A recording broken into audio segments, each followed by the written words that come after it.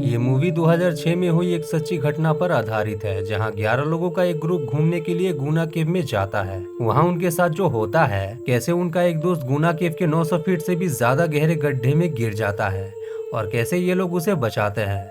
चलिए जानते हैं इस सच्ची कहानी में। तो मूवी की शुरुआत में एक ड्राइवर होटल में खाना खा रहा था, जहां टीवी पर कमल हसन के गुना मूवी का गाना बज रहा था।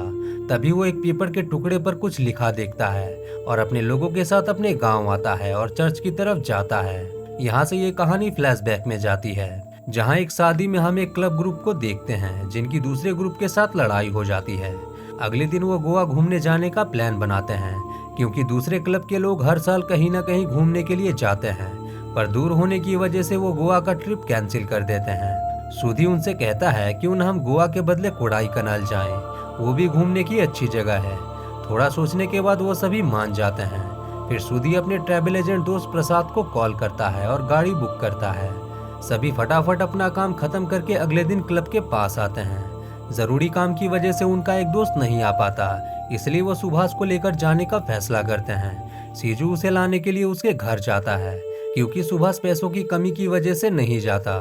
सीजू उसकी माँ से बात करके उसे ले आता है और ये 11 लोग कोडाई कनाल के लिए निकल जाते हैं, जहाँ वो बहुत इंजॉय करते हैं, पहाड़ों पर घूमते हैं और फोटोज लेते हैं। लेकिन हर एक पल के साथ साथ वो अपने बुरे सपने की ओर बढ़ रहे थे।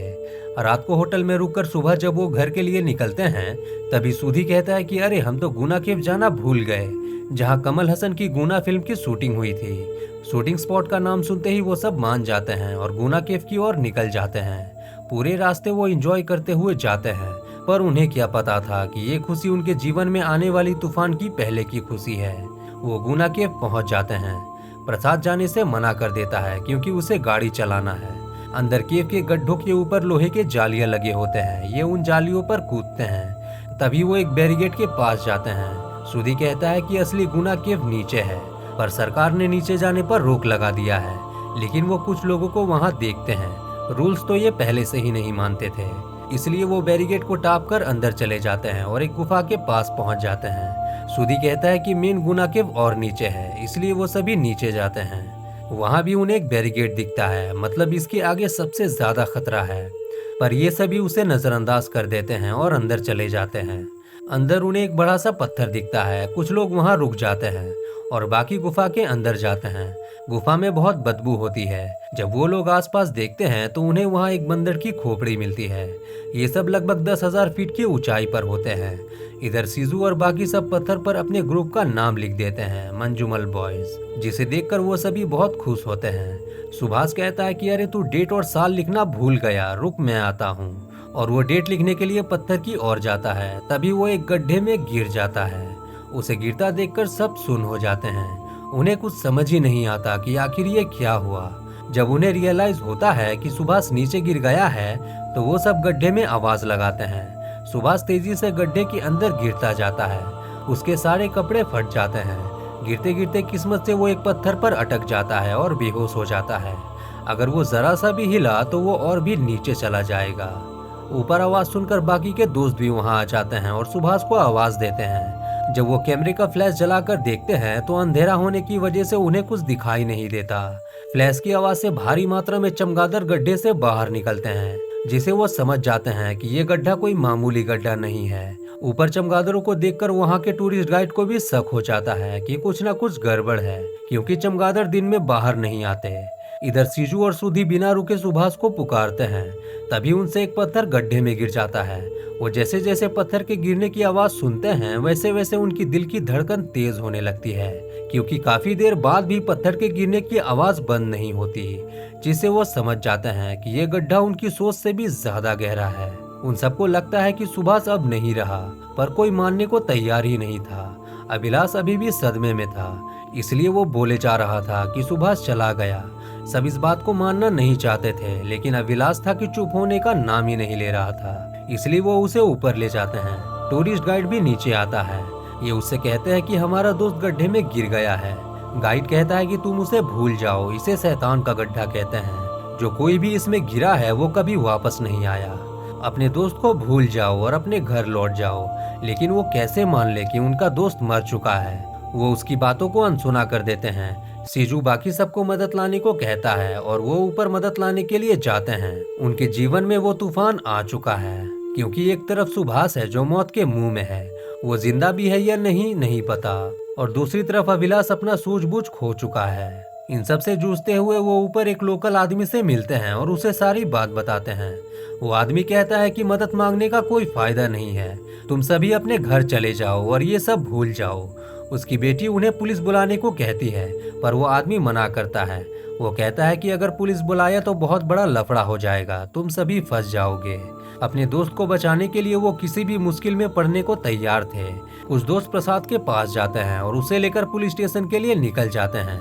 जब वो पुलिस को बताते हैं कि उनका एक दोस्त गुना केव के अंदर गिर गया है, क्योंकि गुना केव के अंदर जाने पर सरकार ने पाबंद लगा रखा है, इसलिए उल्टा ऑफिसर उन्हें ही पीटने लगता है और उनके ऊपर एफआईआर कर देता है। जैसा कि लोकल आदमी ने कहा था कि अगर पुलिस को बोलोगे तो उल्टा फंस जाओगे, क्योंकि ऑफिसर को लगता है कि इन्होंने ही अपने दोस्त को मारा है और यहाँ आकर नाटक कर रहे हैं।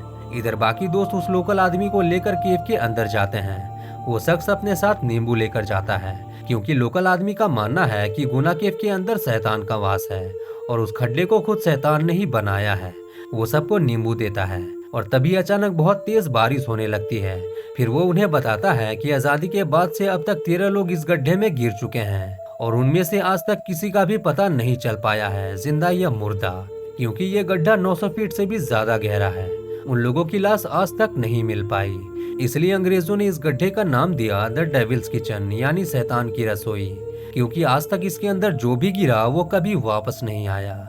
आखिरी बार 10 साल पहले एक सेंट्रल मिनिस्टर का भतीजा इस गड्ढे में गिरा था, तो सरकार ने सारी फोर्स को रेस्क्यू पर लगा दिया था, फिर भी वो उस बच्चे का पता नहीं लगा पाए थे। मिनिस्टर ने 15 लाख का इनाम भी रखा था कि जो कोई अगर पूरी बॉडी नहीं तो कम से कम एक हड्डी भी निकाल देगा अंतिम संस्कार के लिए, तो उसे 15 लाख का इनाम दिया जाएगा। लेकिन वो भी नहीं हो पाया।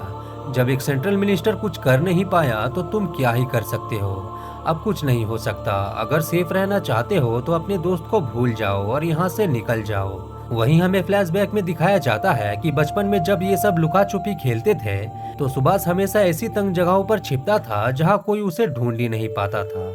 मतलब सुभाष बचपन से ही छोटी और तंग जगहों पर सरवाइव करना जानता है। तभी सीजू देखता है कि बारिश का पानी उसी गड्ढे के अंदर जा रहा है। पानी ने ही इस रास्ते को बनाया है। बारिश का इतना सारा पानी गड्ढे में जाने से सुभाष के बचने की थोड़ी उम्मीद भी खत्म होते दिख रही थी, इसलिए वो पानी रोकने की कोशिश करता है। सीजू गड्ढे के सबसे पास ही होता है, क्योंकि सुभाष इसका सबसे अच्छा दोस्त है और वही उसे इस ट्रिप पर लेकर आया था उसकी माँ से कहकर, वरना सुभाष तो इस ट्रिप का हिस्सा था ही नहीं। वहीं सूदी अभी भी सोच में था, क्योंकि यहाँ आने का आइडिया उसी का था और यहाँ नीचे आने का भी, ये जानते हुए कि सरकार ने यहाँ आने पर रोक लगा रखा है। सीजू और सूदी दोनों पछतावे में थे। तभी वहाँ गार्ड आता है और उन्हें वहाँ से जाने को कहता है, क्योंकि इनके यहाँ रहने पर उसकी नौकरी खतरे में आ जाएगी।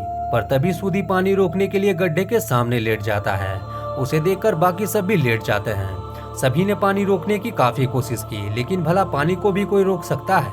ये खबर मीडिया में फैलने की वजह से ऑफिसर एक कांस्टेबल को उन चारों के साथ जाने को कहता है कि जाकर पता लगाओ कि आखिर क्या हुआ है, और अपने साथ रस्सी और टॉर्च भी लेकर जाना।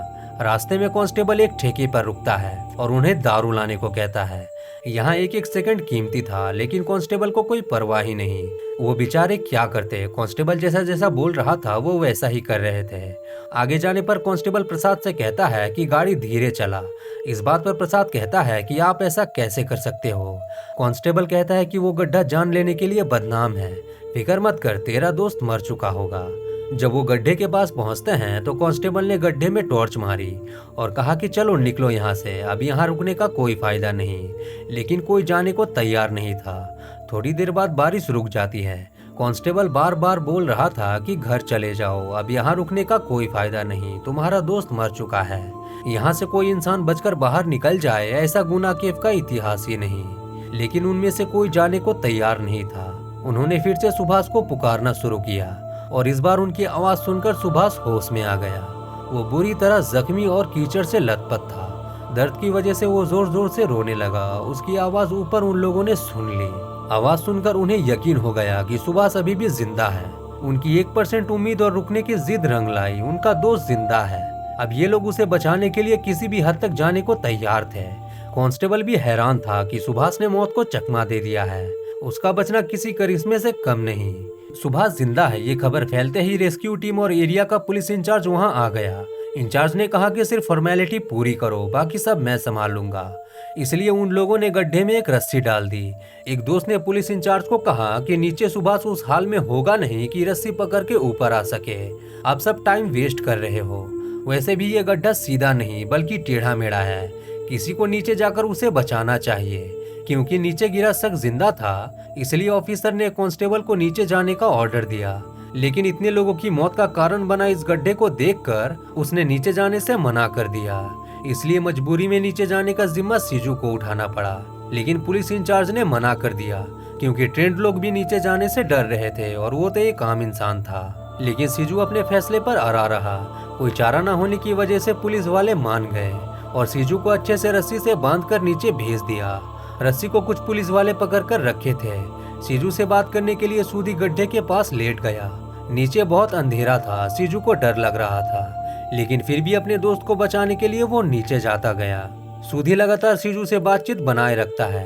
नीचे वो चमगादड़ों के झुंड के साथ साथ जानलेवा पत्थरों का सामना करता है। तभी रस्सी खत्म हो जाती है। रेस्क्यू ऑफिसर कहता है कि इसके नीचे जाने पर सीजू सांस नहीं ले सकेगा, इसलिए वो रस्सी ऊपर खींचते हैं। सीजू मना करता है। वो कहता है कि इतना नीचे आने के बाद मैं ऊपर नहीं आ सकता। अगर तुम मुझे ऊपर खींचोगे तो मैं अपनी रस्सी खोल दूंगा। उसकी बात सुनकर सब रुक जाते हैं। फिर एक रस्सी लाई जाती है और उसे केव वाली रस्सी से जोड़कर सीजू को और नीचे भेजा जाता है। लगभग 900 फीट की गहराई में आने के बाद फाइनली वो सुभाष को देख लेता है और ऊपर सबको बताता है सुभाष मिल गया है। ये बात सुनकर सब बहुत खुश होते हैं। नीचे सीजू सुभाष के पास जाता है। सुभाष की हालत बहुत खराब होती है, बस उसकी सांसें चल रही होती है।